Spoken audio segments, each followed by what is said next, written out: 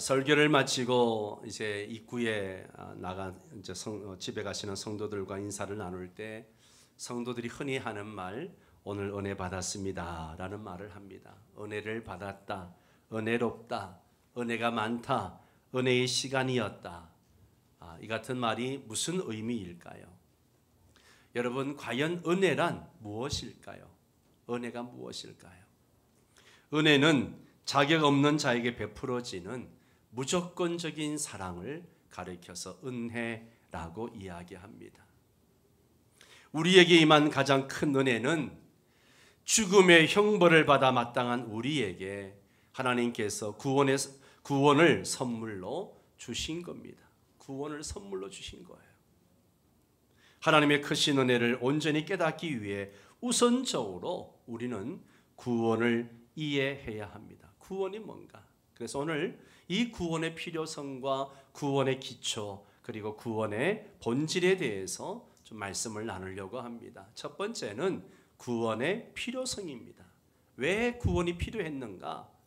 인간에게 우리에게 구원이 필요한 첫 번째 이유는 우리의 영적 상태 때문입니다. 뭐 때문이라고요? 영적 상태. 그 영적 상태가 어떤 상태였는가? 에베소 2장 1절에서 3절까지인데요. 한 절씩 교독합니다. 제가 1절을 읽습니다.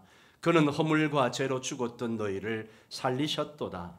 그때 너희는 그 가운데서 행하여 이 세상 풍조를 따르고 공중의 권세 잡은 자를 따랐으니 곧 지금 불순종의 아들들 가운데서 역사하는 영이라. 같이 읽습니다. 전에는 우리도 다 그 가운데서 우리 육체의 욕심을 따라 지내며 육체와 마음에 원하는 것을 하여 다른 이들과 같이 본질상 진노의 자녀이었더니. 아멘.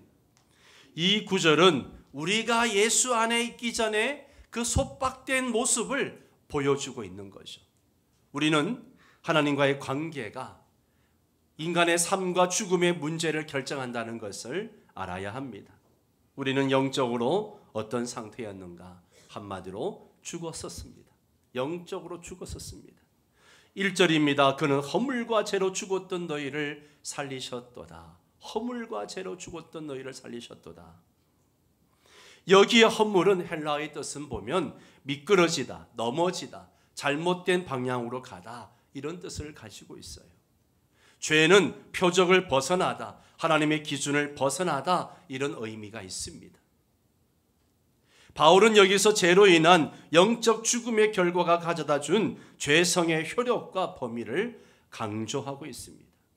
여기에 죽었던 이란 말은 육체적 죽음이 아니라 생명을 주시는 하나님에게 반응할 수 없는 그런 존재가 되었다는 것이죠. 진정한 죽음의 의미는 하나님을 떠나는 것입니다. 어떤 장례식에도 죽은 사람이 진짜 죽었는지 확인하러 오는 사람은 없습니다. 와서 꼬집어 보거나 이름을 불러보거나 하지 않습니다. 왜 그렇습니까? 죽은 자는 반응이 없다는 것을 알기 때문에 그렇습니다. 1절에서 3절까지 보면 영적으로 죽은 자에게 나타나는 네 가지 사실이 있어요. 그게 뭡니까? 첫째는 영적 진리를 볼 수 없다는 거죠. 성경은 영적으로 죽은 자에게 나타나는 네 가지 사실을 이야기하는데 그 첫 번째가 진리를 볼 수 없습니다. 고린도서 2장 14절에 보면 육에 속한 사람은 하나님의 성령의 일들을 받지 아니하나니 이는 그것들이 그에게는 어리석게 보이며 또 그는 그것들을 알 수도 없나니 그러한 일은 영적으로 분별되기 때문이라 그랬습니다. 영적으로 죽은 사람은 하나님의 말씀을 들어도 깨달을 수가 없습니다. 아무리 복음을 전해도 믿지를 못합니다. 두 번째는 하나님과 단절되어서 도움을 구할 수 없습니다. 여호와의 손이 짧아 구원하지 못하심도 아니요 귀가 둔하여 듣지 못하심도 아니라 오직 너희 죄악이 너희와 너희 하나님 사이를 어떻게 해요? 갈라놓았고 너희 죄가 그의 얼굴을 가리어서 너희에게서 듣지 않으시게 함이니라. 영적으로 죽은 사람은 아무리 기도해도 기도 응답이 되지 않고 하나님의 도움을 받을 수가 없습니다. 세 번째는요, 참된 선을 행할 수 없습니다. 다 치우쳐 함께 무익하게 되고 선을 행하는 자는 없나니 하나도 없도다 그랬습니다. 영적으로 죽은 자는 진정한 선이 무엇인지 모릅니다. 선을 행하지 못합니다. 그리고 네 번째는 하나님을 기쁘시게 할 수 없다라고 말합니다. 로마서 8장 7절 8절을 함께 읽습니다. 육신의 생각은 하나님과 원수가 되나니 이는 하나님의 법에 굴복하지 아니할 뿐 아니라 할 수도 없습니다. 육신에 있는 자들은 하나님을 기쁘시게 할 수 없느니라. 아멘, 아멘. 타락한 인간에게서 나오는 것은 선이 아니라 악입니다. 하나님을 기쁘시게 할 수가 없습니다. 이러한 우리의 영적 상태 때문에 구원이 필요한 거예요. 구원이 필요한 겁니다. 두 번째로 왜 우리에게 구원이 필요한가? 우리의 행위 때문에 그렇습니다. 영적인 상태뿐만 아니라 행위 때문에도 구원이 필요하다는 거예요. 2절 3절 말씀을 보세요. 함께 읽습니다. 그때에 너희는 그 가운데서 행하여 이 세상 풍조를 따르고 공중의 권세 잡은 자를 따랐으니 곧 지금 불순종의 아들들 가운데서 역사하는 영이라. 전에는 우리도 다 그 가운데서 우리 육체의 욕심을 따라 지내며. 여러분 여기를 보세요. 지금 바울은 구원 이전에 우리의 모습을 말씀하고 있는 거예요. 우리는 구원받기 이전에 어떻게 살았는지 말씀하고 있는 겁니다. 우리는 세 종류에게 영향을 받으며 살았습니다. 그 세 종류의 영향력이 무엇입니까? 첫째는 세상 풍조입니다. 세상 풍조. 2절에 이 세상 풍조를 따르고 그랬습니다. 세상과 풍조는 둘 다 오늘날의 악한 시대의 삶의 특징을 말하며 거의 동의어로 같이 사용되어집니다. 이것은 다양한 비기독교적인 종교, 이데올로기, 철학, 가치, 경제 체계뿐만 아니라 보다 현세적이며 강력한 영향력을 지닌 어떤 집단의 압력, 유행 미디어 이런 것들을 가리킵니다. 이 영향력은 우리에게 하나님과 하나님의 가치에서 떠나서 살아가는 지침을 제공해 주기도 합니다. 그래서 많은 사람들이 여기에 물들어서 그렇게 복음을 떠나 살아갑니다. 문화, 음악, 영화 등에 반영된 세상 풍조는 우리에게 영향을 끼치며 우리를 이끌며 통제하고 있습니다. 세상 풍조는 우리 삶의 스타일에 묻어나는 것이죠.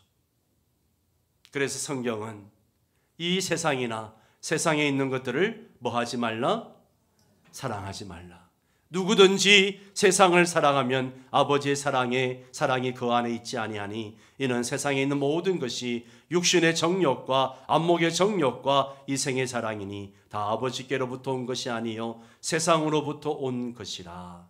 그렇게 말하고 있습니다. 세상 풍조를 따랐습니다. 둘째는 사탄을 따랐습니다. 우리 한번 2절을 같이 읽습니다. 공중의 권세 잡은 자를 따랐으니 곧 지금 불순종의 아들들 가운데서 역사하는 영이라. 아멘. 공중의 권세 잡은 자, 공중의 권세 잡은 자는 이 세상 임금 곧 사탄을 말합니다. 그는 귀신의 왕이기도 합니다. 공중은 권세 잡은 자의 영향력이 미치는 어떤 범위를 의미하는 거예요. 불순종의 아들들은 사탄을 따르는 자들로서 하나님의 뜻과 상관없이 삶이 불순종으로 특정 지어지는 그런 사람입니다. 우리도 과거에는 그 가운데서 육체의 욕심을 따라 지냈습니다. 내가 원하는 대로 살았습니다. 자녀들이 종종 부모를 거역하고 자신의 고집과 뜻대로 행하는 것처럼 우리도 그러했습니다.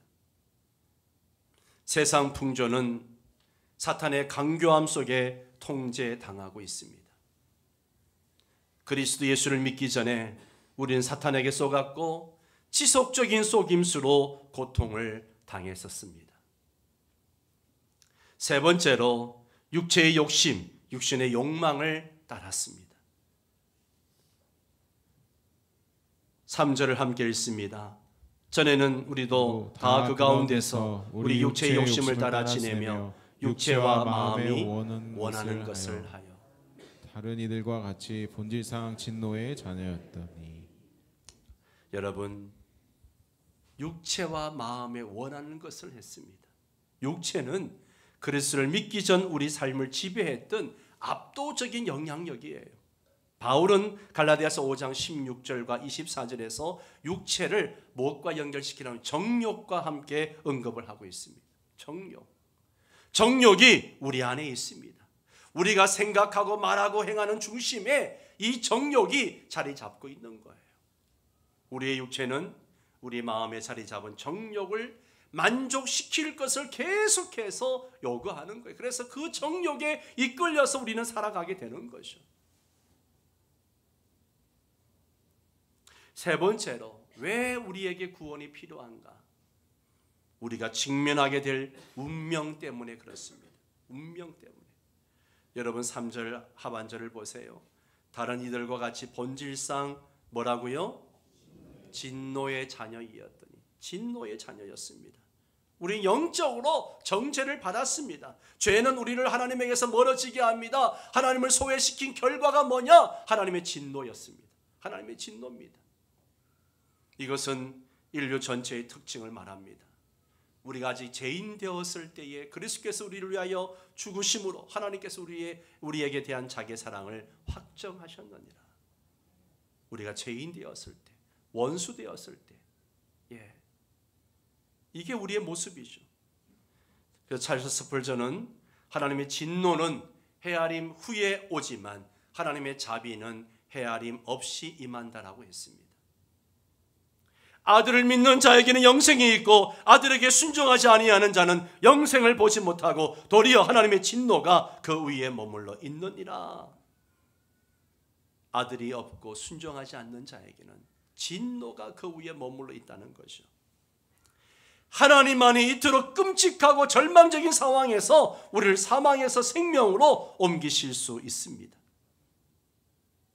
예수 그리스도는 죽은 사람들에게 생명을 주시려고 이 땅에 오셨습니다. 두 번째 생각해 볼 것은 구원의 기초입니다. 구원의 기초. 여러분, 구원은 전적으로 하나님의 사랑에 기초합니다. 우리가 죄를 회개하고 예수를 믿으면 우리는 구원을 얻습니다. 우리의 영적 필요에 대한 하나님의 반응이 뭐냐? 사랑이라는 거죠.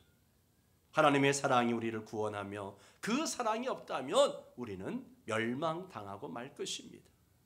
그러면 우리의 구원은 어디에 기초할까? 하나님의 성품에 기초합니다. 하나님의 성품. 오늘 말씀에도 보면 4절에 긍휼이 풍성하신 하나님이 우리를 사랑하신 그 큰 사랑을 인하여 라고 했습니다. 하나님이 어떤 성품인가? 첫째는 긍휼의 성품이죠. 긍휼. 여호와는 긍휼이 많으시고 은혜로우시며 노하기를 더디하시고 인자하심이 풍부하시도다. 할렐루야. 하나님은 긍휼이 무한하십니다. 긍휼이 무한하세요. 인간의 힘으로는 불가능한 구원을 하나님의 풍성하신 긍휼이 가능하게 합니다. 아멘. 둘째는 하나님의 사랑이에요. 요한일서 4장 9절 10절을 우리 함께 읽습니다. 하나님의 사랑이 우리에게 이렇게 나타난 바 되었으니 하나님이 자기의 독생자를 세상에 보내심은 그로 말미암아 우리를 살리려 하심이라. 사랑은 여기 있으니 우리가 하나님을 사랑한 것이 아니요 하나님이 우리를 사랑하사 우리 죄를 속하기 위하여 화목제물로 그 아들을 보내셨습니다. 아멘. 아멘. 우리는 하나님의 사랑의 깊이와 넓이를 측량할 수 없습니다. 온 천하 만물을 품고 계신 크신 하나님의 이러한 사랑을 우리가 어찌 측량할 수 있겠습니까? 하나님은 육신을 입고 이 땅에 오셔서 티끌보다 못한 우리를 위해 자기를 내어주셨습니다. 우리가 사랑함은 그가 먼저 우리를 사랑하여 하셨습니다. 할렐루야. 하나님이 먼저 우리를 사랑하셨습니다. 또한 우리의 구원은 하나님의 행동에 기초합니다. 여러분 5절 6절 말씀을 한번 같이 읽습니다. 허물로 죽은 우리를 그리스도와 함께 살리셨고 너희는 은혜로 구원을 받은 것이라. 또 함께 일으키사 그리스도 예수 안에서 함께 하늘에 앉히시니. 자, 여기에 세 가지 동사가 나옵니다. 우리를 첫째는 살게 하셨습니다. 하나님이 그리스도와 함께 우리를 살리셨습니다. 두 번째는요, 우리를 일으키셨습니다. 우리를 하나님 그리스도와 함께 일으키셨습니다. 그리고 세 번째, 우리를 앉히셨습니다. 그리스도와 함께 살아난 우리를 하나님이 그리스도 안에서 하늘에 앉히셨습니다. 할렐루야. 신자들이 새 생명을 얻고 그리스도의 부활과 하늘에 앉게 된 것은 이전에 우리를 속박했던 세상과 마귀와 육신의 권세로부터 승리한 것을 의미하는 것입니다. 이것은 몸의 부활이 아니라 그리스도와 함께 그분의 부활에 참여했다는 거죠. 그리스도인들은 모든 악의 세력보다 더 우월하신 예수 그리스도와 연합되어 있습니다. 우리의 필요에 대한 하나님의 해결책은 바로 예수 그리스도이십니다. 하나님께서 그리스도를 통해 이 모든 일들을 다 이루셨습니다. 세 번째는 구원의 본질입니다. 에베소 2장 8절에서 10절 말씀을 한 절씩 교독을 합니다. 제가 8절을 읽겠습니다. 너희는 그 은혜에 의하여 믿음으로 말미암아 구원을 받았으니 이것은 너희에게서 난 것이 아니요 하나님의 선물이라. 행위에서 난 것이 아니니 이는 누구든지 자랑하지 못하게 함이라. 같이 읽습니다. 우리는 그가 만드신 바라 그리스도 예수 안에서 선한 일을 위하여 지으심을 받은 자니 이 일은 하나님이 전에 예비하사 우리로 그 가운데서 행하게 하려 하심이니라. 아멘. 아멘. 구원의 본질은 하나님의 영원한 계획에 기초하는 거죠. 말씀을 보십시오. 우리의 구원의 방편이 뭔가? 너희는 그 은혜에 의하여, 그 은혜에 의하여. 구원의 방편은 전적으로 하나님의 은혜입니다. 하나님의 은혜예요. 그리고 유일한 구원의 조건은 그리스도 안에 있는 믿음이라고 말하고 있습니다. 그리스도 안에 있는 믿음입니다. 8절에 믿음으로 말미암아 구원을 받았으니 라고 했습니다. 믿음으로 말미암아 구원을 받았으니. 그리스도 안에 있는 참 믿음은 하나님의 말씀을 믿고 바르게 반응하게 하는 거예요. 그리스도 안에 있는 참 믿음은 그분을 끝까지 신뢰합니다. 그리고 구원의 근거는 우리의 공로가 아니에요. 우리의 공로가 아니라 하나님의 선물이라고 말씀하고 있습니다. 이것은 너희에게서 난 것이 아니라 하나님의 선물이라. 행위에서 난 것이 아니니 이는 누구든지 자랑하지 못하게 함이라. 구원은 인간의 행위로 얻을 수 없습니다. 우리는 구원에 대하여 나의 공로를 주장하거나 자랑할 수가 없습니다. 기독교 집안에서 태어난 존 뉴턴은요, 11살 때부터 선장인 아버지를 따라서 배를 탔습니다. 뉴턴은 어릴 때부터 나쁜 친구들과 어울려서 참 나쁜 짓을 많이 했다고 합니다. 그가 21살 때 노예선의 선장이 되었고, 그는 노예들에게 아주 잔인하기로 유명한 그런 선장 중에 한 명이었습니다. 어느 날 밤 대서양을 항해하고 있을 때에 그의 노예선은 심한 풍랑을 만나게 됩니다. 배의 선원들과 함께 풍랑을 헤쳐가려고 9시간 동안 실험을 하지만 도저히 헤쳐나갈 수가 없습니다. 이제는 이대로 죽는구나, 그렇게 생각하고 포기하고 맙니다. 뉴턴은 낙심하여 주저앉아 있는데 어린 시절 어머니가 들려주셨던 예수님 이야기가 생각이 났습니다. 그 예수님의 이야기가 생각나는 순간 무릎을 꿇고 오 주님, 제게 자비를 베풀어 주옵소서 막 기도하기 시작합니다. 그렇게 기도할 때에 자비를 받을 만한 자격이 없는 사람이었지만 하나님은 그에게 자비를 베푸셔서 풍랑을 멈추게 해 주셨습니다. 뉴턴은 그 은혜를 기억하고 하나님께 감사하며 시를 써내려 갔습니다. 그 시가 우리가 설교 전에 불렀던 나 같은 죄인 살리신 주 은혜 놀라워 어메이징 그레이스라는 찬양시입니다. 그는 이외에도 한 400여 곡의 찬송가를 작사했다고 합니다. 이 찬송에서 뉴턴은 나 같은 죄인 살리신 주님의 은혜 놀라워라고 고백합니다. 이것은 과거에 베풀어 주신 그 은혜에 대한 감사하는 마음이 담겨 있는 것이죠. 이제껏 내가 산 것도 주님의 은혜라. 여기에는 지금 내가 살아가고 있는 것도 그분의 은혜임을 알고 그분을 의지하는 마음이 나타나 있는 것이죠. 그리고 또 나를 장차 본향에 인도해 주시니, 이 가사 속에는 앞길도 그분이 인도해 주실 것을 믿는 기대감이 담겨 있습니다. 구원은 자격이 없는 우리에게 큰 사랑을 베푸어 주시는 전적인 하나님의 은혜입니다. 과거에도 하나님의 은혜로 살았지만 지금도 하나님의 은혜로 살고 있고 앞으로도 하나님 부어주시는 은혜로 살아가는 것입니다. 이제 10절 말씀을 함께 보겠습니다. 같이 읽습니다. 우리는 그가 만드신 바라 그리스도 예수 안에서 선한 일을 위하여 지으심을 받은 자니, 이 일은 하나님이 전에 예비하사 우리로 그 가운데서 행하게 하려 하심이라. 아멘. 사도 바울은 10절에서 우리는 그가 만드신 바라, 한마디로 하나님의 재창조의 작품이라는 것이죠. 여기서 만드셨다라고 하는 것은 예수 그리스도 안에서 새로운 피조물이 되게 하셨다라고 하는 것이죠. 예수 그리스도를 주로 고백하는 자는 예수 그리스도 안에서 새로운 피조물이 됩니다. 그러면 왜 새로운 피조물로 만드셨는가? 그리스도 예수 안에서 선한 일을 위하여 지으심을 받은 자니 라고 말했습니다. 왜 하나님 우리를 구원하셨습니까? 선한 일을 위하여 구원하셨다라고 이야기합니다. 선한 일은 우리를 향한 하나님의 주권적 계획입니다. 선한 일이 구원을 가져다 주진 않습니다. 그러나 그리스도인은 삶에 임한 하나님의 구원의 은혜로 말미암아 하나님이 기뻐하시는 선한 일을 위해 최선을 다하면서 자신을 내어드릴 수 있어야 됩니다. 그 선한 일이 무엇입니까?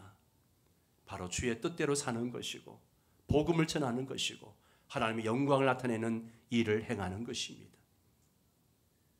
선한 일을 위하여 살아가는 여러분 되시기 바랍니다.